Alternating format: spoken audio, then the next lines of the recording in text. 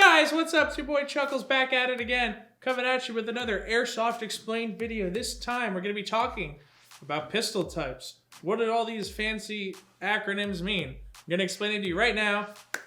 Let's get it started. So in Airsoft, there are several types of pistols. You have a wide variety of price points, anywhere from like 15 bucks all the way up to $200+, however much you want to spend on it. But everything at every cost comes with pros and cons. So I'm just going to go up the list.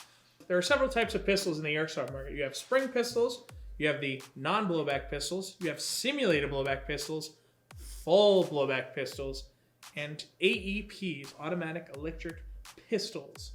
Very cool. So we're going to start really basic with the spring. So here we're starting off with a spring 1911. This guy retails at about 11, 12 bucks. Not too bad. Your magazine count's pretty low. You're not going to get anywhere normally past 12 rounds. The magazines are lightweight, and they're a lot smaller, which is a good advantage because you can carry more of them, and they're lighter weight. They're not as heavy. If you drop them, they're going to probably stand up a little bit more. How they function is you have to manually pull back, and it's clear, and you pull the trigger. So every time you want the thing to fire, you have to rack it back, hear the assembly go, it's functioning safety, and then point in safe direction, downrange preferably, and then boom. Advantage is that they're really affordable, lightweight, they don't weigh a lot, so they're cool to have as a sidearm if you're going to be utilizing them. The disadvantage you get is your FPS, how fast you're shooting, is going to be really low, and you're not going to get a lot of range out of it. So that is one of the disadvantages of the spring pistol. However, it is an option, it is affordable, so you can still have a lot of fun with it. I know people that'll challenge themselves just by running a spring pistol. Next up the bracket, price, now you're moving out of the $10, $15 range. Now you're hitting like the 45 plus range. But you normally won't see these go for more than 80 bucks or so. You have the non-blowback pistols. For this, we're using the Elite Force Hater revolver. This is the Gen 2, so the cool thing that you run into with, they're still gas-powered non-blowback pistols, is that your air efficiency goes up a whole lot. So you have one CO2 cartridge, like you can get at least 200 shots probably out of a CO2 cartridge in the Hater. Magazines are still relatively inexpensive because you're not relying on the CO2 being in the magazine. It is still separately in the gun, which is really cool. Magazines usually a little higher capacity. The Hater comes with 10. Most non-blowbacks, you'll start be pushing 12 to 15 rounds in a magazine. But the good thing is you still have you get a decent trigger response. It's a little bit heavier of a trigger pull that you end up running into because you don't have all of the recoil assembly and everything. But it offers you the advantage of you can shoot a lot more, a little bit more accurately. Most of them don't come with hop-ups. The Haters and several other pistols do come with an adjustable hop-up, so that'll give you more range over distance. You can use a heavier BB, but most will not come with it. So price point's good, but you're limited again by your range, your ability. FPS is normally pretty decent on them, but you're still limited by how far you can shoot. But they're fun, they're easy. Again, they're low to no maintenance. There's nothing you really have to do with any of these guys. Another issue is there's no replacement parts aftermarket for these guys. So if the thing dies, because they're so affordable, you can't really buy any replacement parts. So it's a trade-off. But they're so cheap, you might as well just buy another one. Next, price bracket up. Now you're looking at the $70 to $120, $140 price range. You're getting into the simulated blowback. So the simulated blowback, the advantage that you get is you still run into that air efficiency, but they'll still have a decent amount of recoil because the slide is still kicking back, especially on this one. This is the Elite Force VP9. So these guys are actually really solid. A lot of the simulated blowbacks now, they come with hop-ups. A lot of the Elite Force ones do still have an external safety. But with a lot of those, you have the gas in the magazine. So magazines, you're looking a little more expensive. You're going to be starting to get to that $20, $30 price point on the magazines alone. But you get that really cool look without spending that big cheddar on it. Really cool. Great advantage. Great.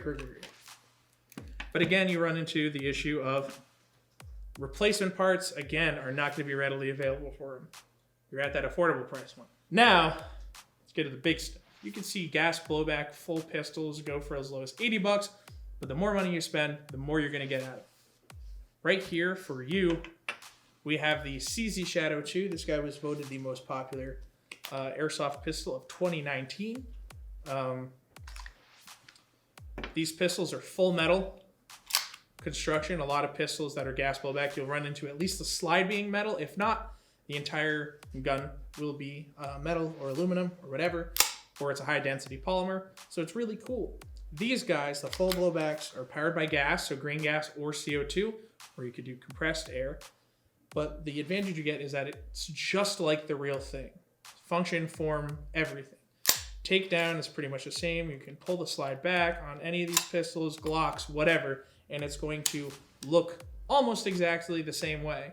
The good thing that that offers is with more moving parts, you can replace all of those parts. So if maybe, let's say, the feed lips on this guy broke, or the nozzle broke, or the barrel broke, you can replace all of those parts and you won't have too much of an issue. Or some of them are compatible with aftermarket parts, so you can make it look super cool, extra swanky, put red dots on your pistols or brand new color grips on your everything.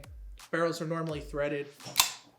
They're just higher performance. You get higher capacity magazines. Some of them you can see upwards of 25, anywhere from 15 to 25. So really good if you're smart. You pick the ones that you want. The trade-off is, however, that it is more expensive to run. Magazines base cost, you're looking at like 30 bucks, upwards of 45 bucks.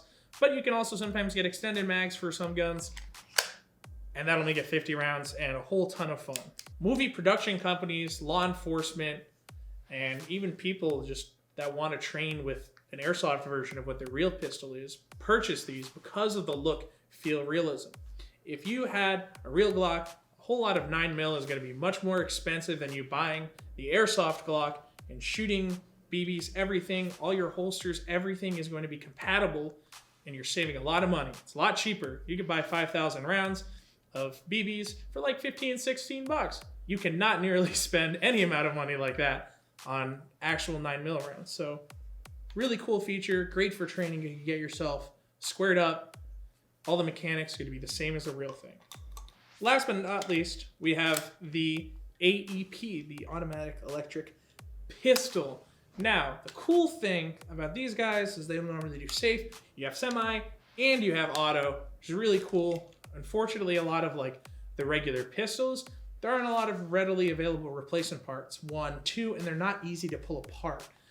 And even the replacement and upgrade parts aren't exactly durable. They're not made, they're not going to be longevity as you would with a regular gas blowback pistol. Some of them can go really low FPS, low rate of fire, but it's also an affordable option. I don't recommend them if you want something that you're going to want to take with you for a long time. I'd rather rely on gas than charged batteries for my pistols because they'll go in colder environments. And as it goes with a little bit of a more affordable product, you're limited with your options. But they're still fully functioning. You still have high capacity magazines, so they'll work just fine with them. So that is our video on different types of pistols. Hopefully you can make a decision depending based on each price point, kind of what you're looking for, what you can get yourself into. Me personally, I've got a Fullblowback Glock. I love the thing. They're really great, really solid. But price point, what you need for whatever you're doing is totally what matters. So think twice. Other than that, thank you guys so much. Like us on Facebook, subscribe to us here on YouTube if you haven't already. Make sure you follow us on Instagram. Stay up to date on our website, extremeairsoftri.com. Many of these pistols and guns you can see on our website. We have a whole variety. Keeps growing every week. So make sure you stay tuned. Guys, thank you so much. It's been your boy Chuckles, and we'll see you next time. Here we have a Stinger PE. Oh, it's a P311. Oh, it's a 3. I was reading it backwards, upside down. Okay. What's so funny?